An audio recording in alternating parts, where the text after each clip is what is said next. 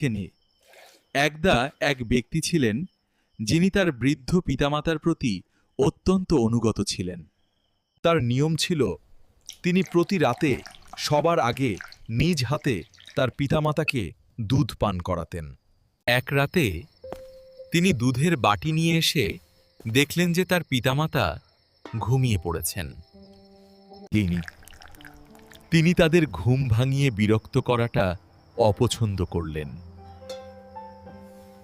আবার তাদের আগে নিজের সন্তান বা অন্য কাউকে দুধ পান করানো তার বিবেকে বাঁধল।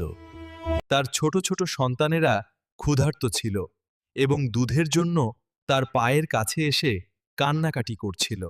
কিন্তু তিনি পিতামাতার সেবাকেই বড় মনে করলেন এবং বাটি হাতে দাঁড়িয়ে রইলেন। এভাবেই তিনি দুধের বাটি হাতে নিয়ে নির্ঘুম অবস্থায় সারা রাত কাটিয়ে দিলেন।